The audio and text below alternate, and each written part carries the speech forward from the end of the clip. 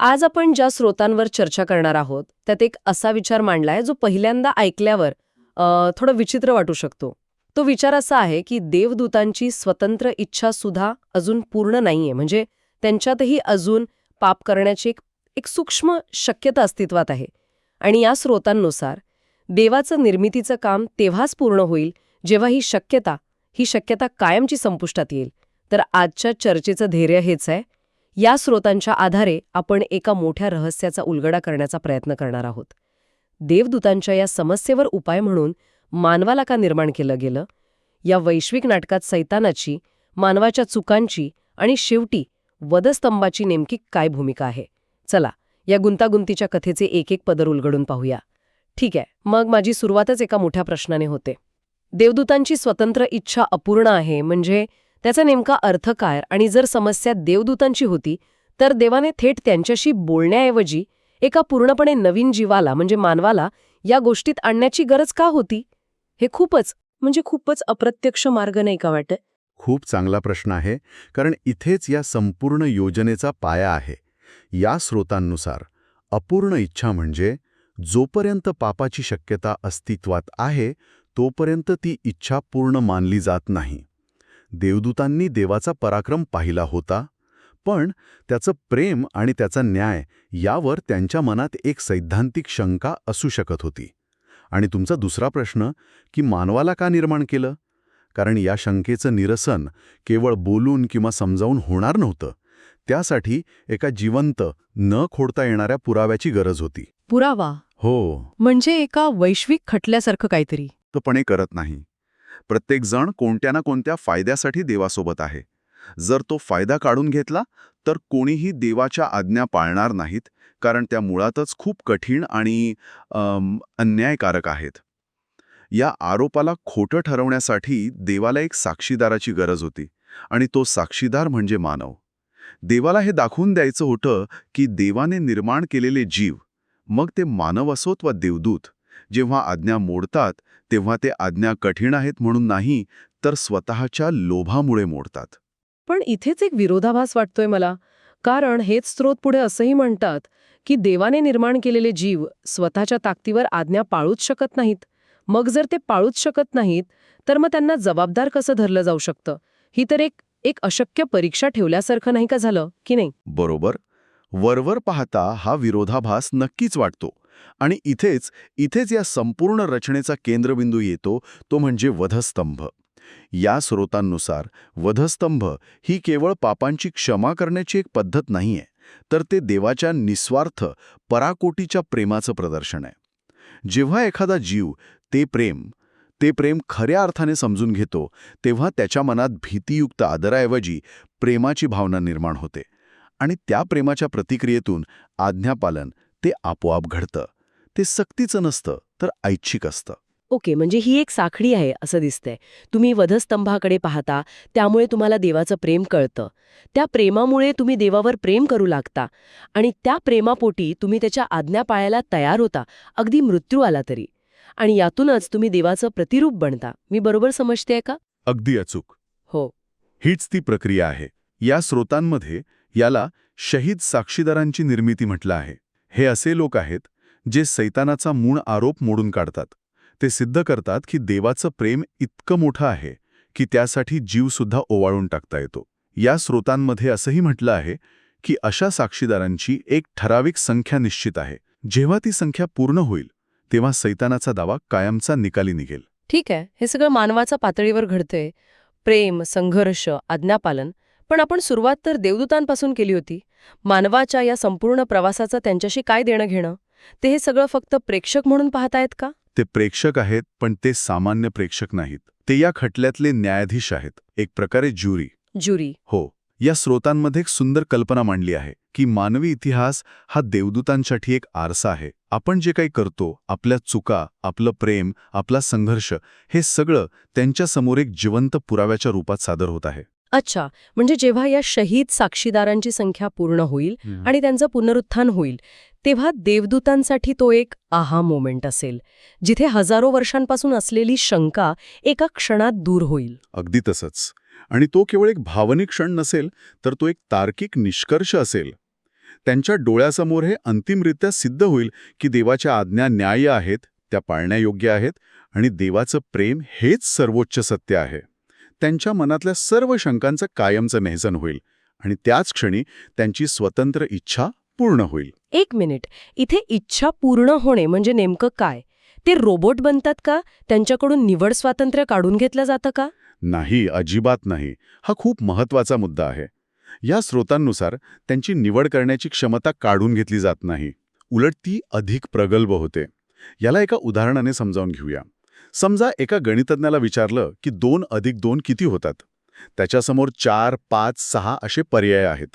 तो 5 हे उत्तर निवडू शकतो का? हो, तांत्रिकदृष्ट्या निवडू शकतो. पण तो निवडणार नाही. कधीच नाही. का? कारण 4 हे उत्तर इतकं स्पष्ट आणि सत्य आहे की 5 निवडणं त्याच्यासाठी एक अतार्किक, अकल्पनीय पर्याय असेल. देवदूतांचंही तसंच होतं. देवाचं प्रेम आणि सत्य इतक्या प्रखरतेनं त्यांच्यासमोर सिद्ध होतं की पापाचा पर्याय त्यांच्यासाठी पूर्णपणे अतार्किक बनतो.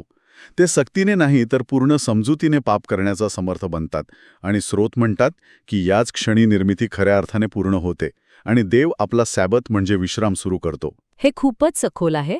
पण मग या इतक्या अचूक आणि काटेकोर योजनेत मोह आणि सैतानासारख्या नकारात्मक शक्तींना वाव का दिला जातो?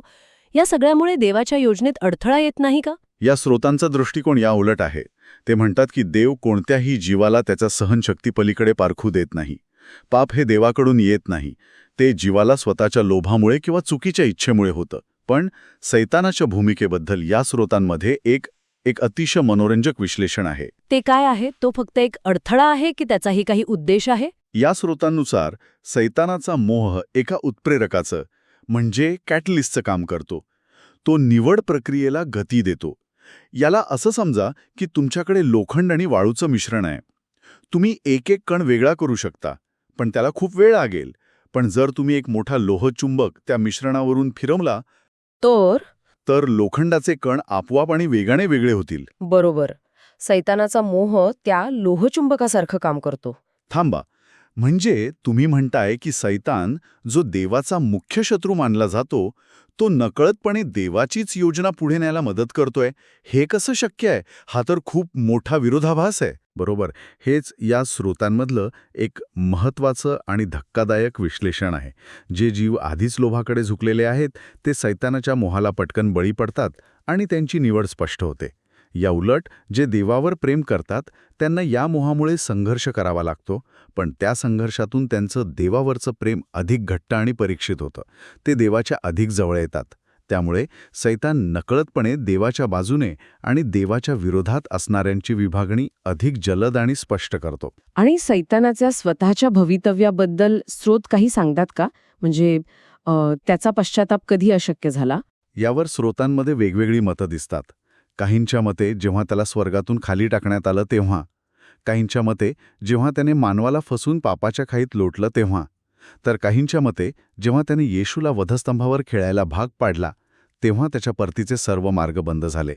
पण या सगळ्या मतांचा सूल एकच आहे की एकदा निवड निश्चित झाल्यावर आणि हृदयाचं कठीणीकरण झाल्यावर देवाने त्यांना त्यांच्या निर्णयावर सोडून दिलं. तर या सगळ्याचा अर्थ काय? या वैश्विक नाटकाचा, या खटल्याचा अंतिम परिणाम काय आहे? सगळ्यांचं वर्गीकरण झाल्यावर पुढे काय होतं? अंतिम परिणाम म्हणजे एक स्पष्ट आणि कायमची विभागणी.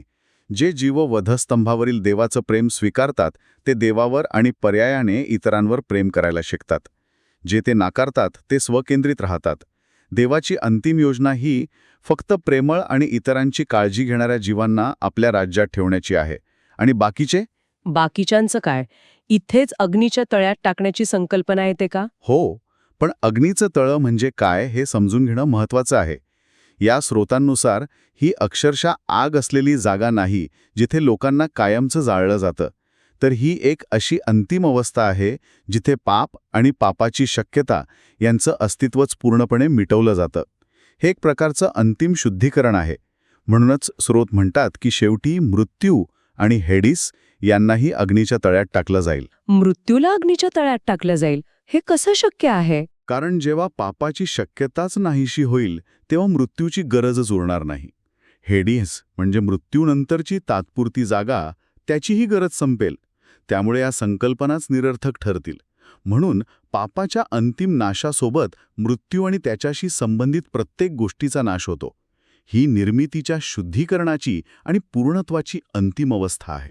आजची चर्चा खरंच खूपच वेगळ्या आणि गहन विचारांना स्पर्श करून गेली. आपण देवदूतांच्या अपूर्ण इच्छेपासून सुरुवात केली होती आणि या स्रोतांनुसार असं दिसतंय की संपूर्ण मानवी इतिहास, आपल्या चुका, आपलं प्रेम, आपला संघर्ष हे सगळं त्या देवदूतांसाठी एक प्रात्यक्षिक आहे. आपण एका वैश्विक खटल्यातले साक्षीदार आहोत, ज्याच्या निकालावर संपूर्ण निर्मितीचं भविष्य अवलंबून आहे. अगदी बरोबर. आणि या संपूर्ण चर्चेचा सार एका वाक्यात सांगायचा झाला तर तो असा आहे, या विचारधारेनुसार स्वतंत्र इच्छा ही निवड काढून घेतल्याने पूर्ण होत नाही. उलट ती देवाच्या प्रेमाच्या म्हणजेच वधस्तंभाच्या इतक्या शक्तिशाली आणि निस्वार्थ प्रकटीकरणाने पूर्ण होते की ते प्रेम समजणाऱ्यांसाठी देवाच्या विरोधात निवड करणं अशक्य होऊन बसतं. निवड अजूनही असते, पण एक पर्याय इतका श्रेष्ठ आणि सुंदर दिसतो की दुसरा निवडण्याचा प्रश्नच मनात येत नाही. पण हे स्रोत आपल्यासमोर एक खूप मोठा आणि विचार करायला लावणारा प्रश्न मागे सोडून जातात.